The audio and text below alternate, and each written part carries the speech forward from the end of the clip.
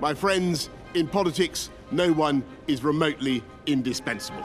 The world turned upside down. In a matter of days, Boris Johnson's leadership fell apart.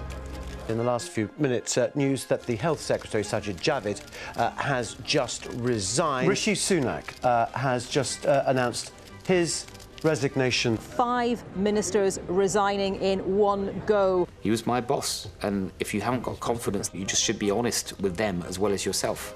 Some of us are still absolutely shell-shocked. I think it's very sad, but it's politics. I mean, it's a bit like in The Godfather when they do unspeakable things. A scandal too far. There was this feeling this headache is just not going away. Another story that didn't add up. In hindsight, it was the wrong thing to do. You can't lie your way through crises, you've got to tell the truth. I've followed Boris Johnson's dizzying ups and his crashes down for nearly 10 years. I thought I got through this interview already, folks. I mean, what's going on? She keeps asking me questions.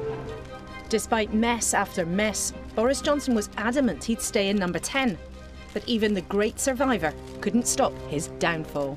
Them's the breaks. Tonight, what on earth went on?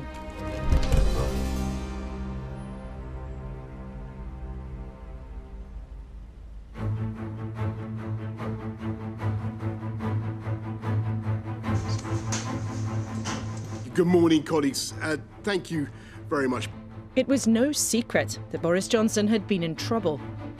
But the cameras in Cabinet were meant to show business as usual. We are now able to introduce, as of tomorrow, the single biggest tax cut in a decade. He didn't know that 2 men at the table were thinking about when to quit. On that Tuesday morning, I hadn't totally made up my mind, but it was really, I was really wrestling with it. I had started thinking about, maybe I'd had enough in terms of what I could put up with, and to go and see the Prime Minister and just tender my resignation, because I don't think you can work for someone that you haven't got confidence anymore. It's just a principal value that I have. I think for some time we've been aware that it was getting more and more challenging, and people's patience was being stretched. We all knew that we were in very tricky territory. We all knew that there were all sorts of sort of storm clouds gathering, and that it was going to be difficult. Thank you very much, Tiz. The Prime Minister has made a career of scraping through scandals. For some voters, his flaws are part of his appeal. So what was it this time that would mean the end? The Conservative Deputy Chief Whip has resigned from government, saying that he drank far too much last night and embarrassed himself and other people. A relatively obscure member of the government, Chris Pincher, was in the news for all the wrong reasons, accused of groping 2 men at a private club. He denies it. The big problem, there'd been other claims. We get to this week, the Pincher episode is growing and growing. It went from the sort of 3rd item on the news agenda to the top of the agenda, partly because of the way we handled it. Boris Johnson had been told of a similar complaint before he'd given Chris Pincher a job in his team. But that wasn't the story given to ministers to tell the rest of us.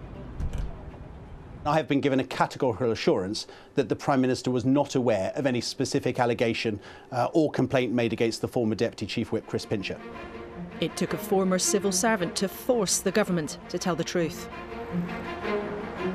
The categorical assurance was wrong. What do you make of that? I do not think that is the way to behave. I found the allegations in concerning the former Deputy Chief Whip, and then the response to that, I'm afraid I'd reached the end of the road. A minister was sent out badly briefed with things which turned out to be untrue, and clearly you can't lie your way through crises, you've got to tell the truth. Someone who was a senior minister, until a few days ago at least, told me you could argue that the mess around Chris Pincher was sordid but not disastrous, yet it confirmed a view for most people around here that the Downing Street operation just wasn't working. And it riled them because it wasn't the first time that Number 10 had responded to a problem with a version of events that ministers were instructed to repeat on TV. that a few days later turned out not to be true. Downing Street's version of events had unravelled. Boris Johnson had to admit it was wrong. Day after day after day, people speaking on your behalf were talking rubbish. I don't know. I wasn't. I'm afraid focusing on other things at the time. But what I'm telling you now is my recollection of events. What I was being told on whether it's on parties or other things from people working in number 10, some people, was they're trying to reassure me, listen, there's nothing to see here, it's not a problem. So I gave the benefit of the doubt. I was sent out to do the media rounds every so often, and you'd go on to talk about something that was really important, you were really excited about, you hoped was going to make a real difference, and it got sort of sidetracked into discussions about other things. Ministers clearly began to think that they couldn't rely on the briefings they were being given by number 10. Once you reach that point, it really is over, and so we've seen.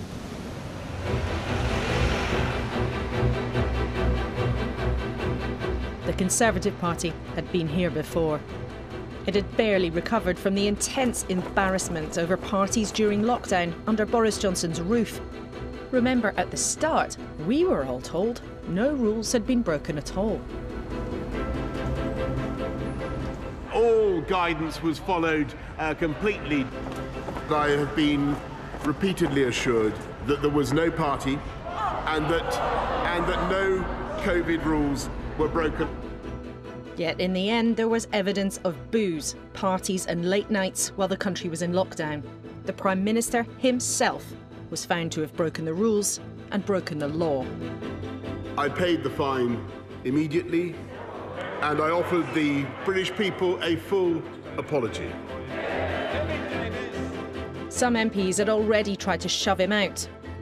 You have sat there too long for all the good you have done. In the name of God, go. The reason I came to that view was because I thought, actually, there was no doubt that Boris was misleading the House, was attempting to wriggle out of responsibility for things, and I took the view that there would be a pipeline of problems, not just one problem, but a pipeline of problems coming down the track. We would just return to this issue time and time and time again. Anger over parties in number 10 left a smouldering fear of more scandal to come. Some ministers had been embarrassed, unhappy for months. And 2 disastrous by-election results made things worse. It's time to show Boris the door! But once number 10's untruths about Chris Pincher emerged, it was time for some cabinet ministers to strike. Rishi Sunak is no longer Chancellor, suggesting Boris Johnson isn't competent or serious, while Sajid Javid resigns from health, questioning the Prime Minister's integrity. I got my resignation letter ready, I signed it, but I wasn't going to tell anyone other than the PM first. I went to see him, and he was in Parliament, in his office there, and I explained to him that I'm resigning now, I've resigned, and obviously he didn't want me to, but he understood. Instantly, I thought, this is serious. I think if you lose your Health Secretary and your Chancellor, that, for me, that was definitely the moment where it was game over. It had taken less than 10 minutes for Boris Johnson to lose 2 of his most senior colleagues. I thought it was odd of them to have resigned in an orchestrated way that they did. I also think when people start talking about their own integrity, you want to be quite suspicious about that. You're accusing them of betraying Boris Johnson? Well, I think, you'd have to sort of believe anything if you thought that the resignations weren't coordinated. I had no idea that he was planning to resign. We hadn't had any single discussion about it whatsoever. I had a feeling that other people would follow because I felt from, especially speaking to some of my sort of more junior colleagues in the weeks previously, there was definitely a sense of one sort of senior members of the government, cabinet members like myself, doing something about this. I was quite stunned that there were people who thought that removing the Prime Minister is one of the biggest majority, that we've had since Margaret Thatcher in less than 3 years. Just the anti-democratic nature of what they're doing alone was enough to alarm me. And I think I was pretty... And for me, it was a coup. Rishi Sunak strongly denies coordinating with Sajid Javid. But Boris Johnson was now in deep, deep trouble.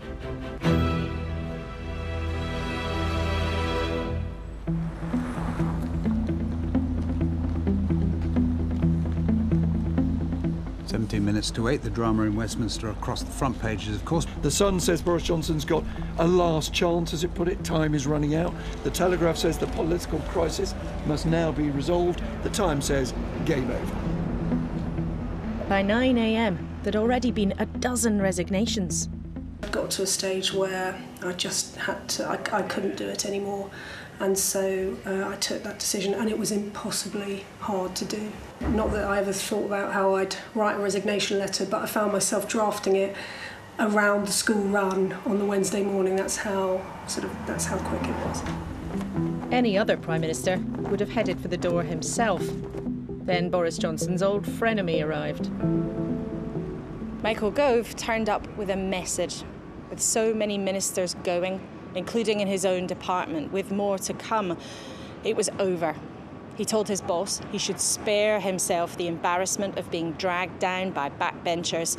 But Mr. Johnson told him he would fight and believed he could stay. Remember, it was Michael Gove who spiked Boris Johnson's attempt to become Prime Minister back in 2016. An awkward echo of the two men's tricky past. Later, Boris Johnson would reward him with the sack. By the time the Prime Minister arrived at the Commons to face Keir Starmer, 4 more people had resigned. Then there was Prime Minister's questions. Mr. Speaker, isn't this the first recorded case of the sinking ships fleeing the rats? It's hard to describe the feeling of the cauldron and the heat and the mood and the atmosphere. And it was obvious then that we were into some irreversible process. It was grim. You know, MPs who were shouting to support the Prime Minister just the week before were sat there stony-faced. We now come to the personal statement I call Sajid Javid. The recently departed Health Secretary piled on the pressure. At some point, we have to conclude that enough is enough. I believe that point is now. I have concluded that the problem starts at the top, and I believe that is not going to change. Yet at that stage, there was no budging Boris Johnson. Does the Prime Minister think there are any circumstances in which he should resign? Frankly, Mr. Speaker, the job of a Prime Minister in difficult circumstances when he's been handed a colossal mandate is to keep going, and that's what I'm going to do. Boris Johnson leads the Conservatives to a resounding election victory. We did it! We pulled it off, didn't we? The memory of his massive 2019 election victory gave him faith he could survive.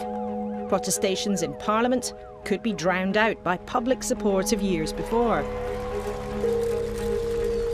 The fact that he saved us from the constitutional crisis of 2019, took us out of the EU and defeated a very hard left opposition. Those are all great things which I celebrate, and I would like us to be remembering that that's what Boris Johnson achieved rather than the sordid events of the last week. He's globally respected for the way in which we've handled Ukraine, and particularly the vaccine rollout. Actually, he will be remembered for getting the big calls right, even if it was the smaller calls which did for him in the end. But you knew Boris Johnson was flawed when you helped put him in office. Everybody's flawed. Everybody's flawed. The odd flaw is one thing, but a series of intense embarrassments is another. The eye-wateringly expensive decoration of the Downing Street flat, paid for by a party donor. Are you worried about the investigation, Prime Minister? Who coughed up for the flat, sir? An attempt to change Parliament's rules to save a political pal, Owen Paterson. Not one, but two ethics advisors who quit, aghast at what was going on. There'd been months of trouble and repeated promises to change.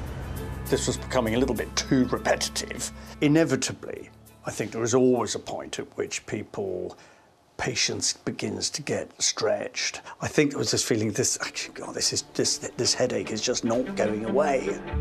Some mistakes have been made, which are the flip side of the Prime Minister's personality, that he is a big personality that deals with big issues, and to my mind he got all the big issues right.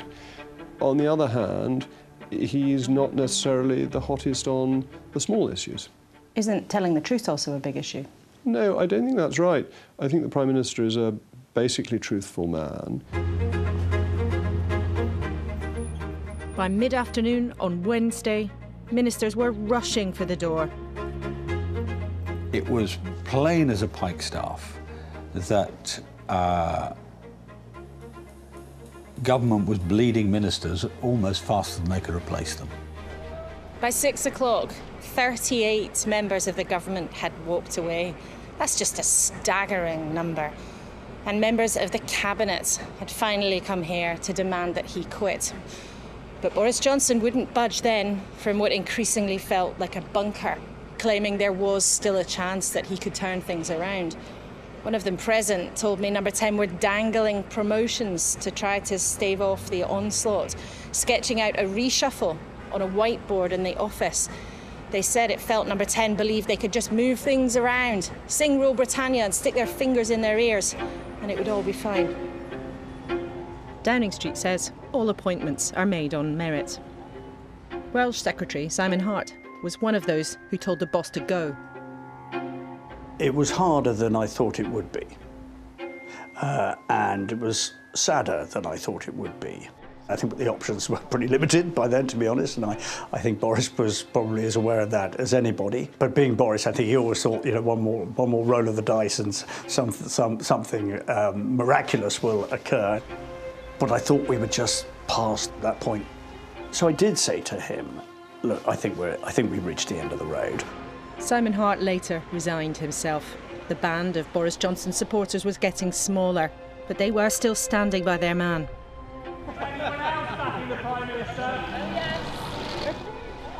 I was never going to desert him, and I was never going to betray him. And my advice initially was to fight on. One member of Camp Johnson told me there was a sense of being bewildered. They were aware they were in trouble, but they didn't think it was terminal. And a clutch of cabinet ministers arrived and took that side too, questioning whether outside this postcode things were really that bad at all. There were hours of tortured discussion, Boris Johnson still telling colleagues he could and should stay, shored up by a dwindling bunch of colleagues. But they were losing the argument. As Boris Johnson left the office for his flat upstairs, he was realising the fight was in vain.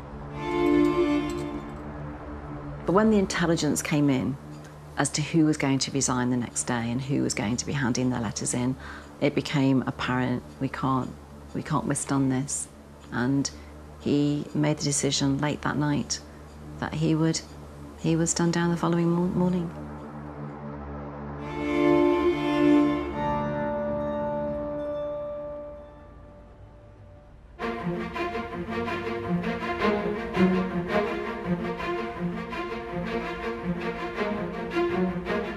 After less than 3 years in the job he'd craved for a lifetime, by around 5 a.m, Boris Johnson had admitted to staff it was over.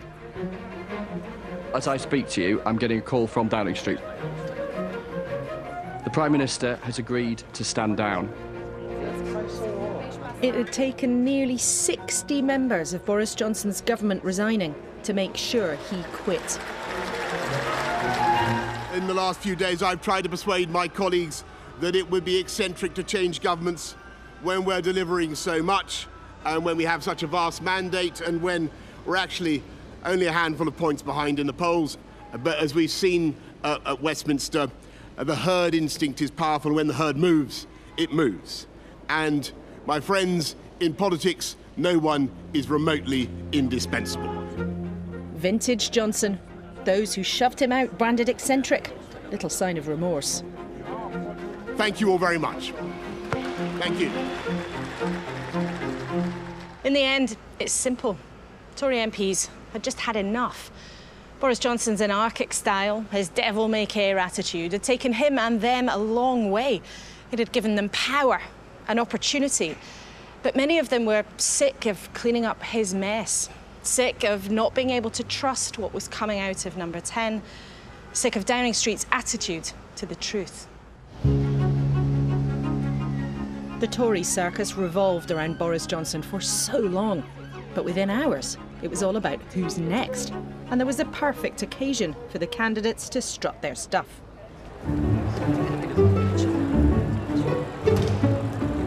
Mr. Hancock, are you going to throw your hat into the ring, sir? No, I'm not going to throw my hat into the ring, but I am going to go into the party. On a day like this, it is an extraordinary coincidence that it is the Spectator magazine summer party. The Spectator is basically the sort of house magazine of the Conservative Party.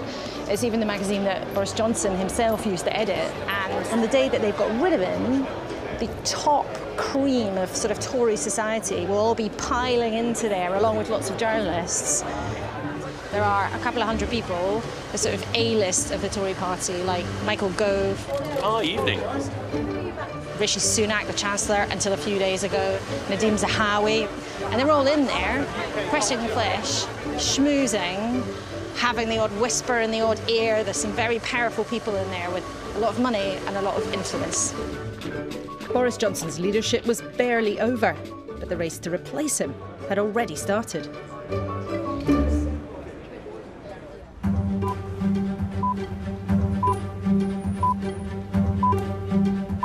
Nothing is settled. That is the sense this morning as the nation comes to terms with yesterday's events. The tension is so ruthlessly turned to the next big race. Who will be the next Prime Minister? I'm running to be our next Prime Minister because it's your stories that matter most. It wasn't long before potential successors showed their hand. The finger was pointed at Rishi Sunak for seeming suspiciously well prepared when his glossy campaign video emerged. Yes, we know that some people were organising their campaigns sometime beforehand, and that is indicative of ambition, it seems to me. How would you describe then what's happened to Boris Johnson? I think it's very sad, but it's politics. I mean, it's a bit like in The Godfather when they do unspeakable things. And the business of politics is ensuring that you have a leadership that you want. And I wanted the leadership that was Boris Johnson, and I lost. And that is how politics goes. Who will be our next Prime Minister? 4 have officially put their hats in the ring. By the weekend, more contenders were entering the race. 4 became 6, then 7 and more. No shortage of Tories bristling with ambition to replace the old boss. And so it begins. While Boris Johnson glowers from behind the black door at number 10, the beauty parade has begun outside. The studios soon filled up with those trying to grab the top job. The Sunday morning, like political encounters, is this big shop window for all of the people who are now trying to take over from Boris Johnson. How do they say, oh, I wasn't responsible for any of the bad bits, but take credit for the good bits? Yeah. It's just this kind of Piccadilly circus as they're all like desperate to get on the telly and tell people what they stand for. How long have you been waiting to do this? The contest? Yeah. Well, I didn't think it was going to happen quite as quickly, actually. Look at what you think. Have fun. Thank you. Good morning. Good morning. Do you think the very fact that you have not served in Boris Johnson's government helps you in this contest? In one important way, yes, because there are... I was just going to say hello. I'm fine. How are you? You've got one leadership candidate who's just gone off to one lift. One of the other people who's trying to be the Prime Minister is sitting in another room waiting to go on. OK. You get about... Quickest can, off you go. I do hope you'll join me next Sunday. In the meantime, enjoy the sunshine. Goodbye.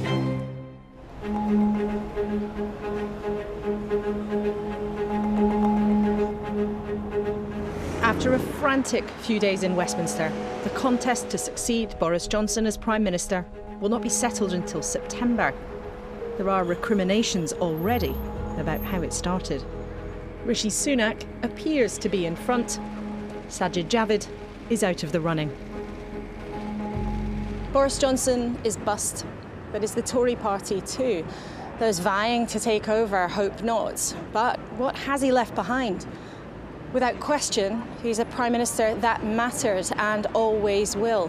He took us out of the European Union and that changed the course of our history. You were never going to get just, an ordinary Joe. We all knew that. We knew what Boris was like before we voted him. I've heard over the past few days many members of the public saying, we know what he's like. That's why we voted for him. We make gaffes, we make mistakes, we haven't got perfect lives. And we voted for Brexit, that's why we voted for him. I think we always thought with Boris Johnson it was a little bit death or glory. He might, we always knew it was going to be a roller coaster ride. There was never any doubting his ambition. The last few manic years, politically, belonged to him. Yet there were always doubts about his ability to do the job, his troubled relationship with the truth, his desire to court controversy that sometimes drowned everything else out. The truth is, across the board, it's quite plain that people don't approve of Boris's behaviour. That's plainly the case. And to some extent, they are cross with us for taking so long to deal with it. I hope one day we can sit down, have a drink together, and I'd look forward to it. But I think that, we have to step back a bit and that we're professionals. We have a duty, and you've got to feel that you have the ability to discharge those responsibilities. And I think if you don't have confidence in your boss, it becomes incredibly hard to do just that. Boris Johnson's chapter ends after countless wild political tales. Yet this crazy finale holds no straightforward solutions to the serious problems the country faces now.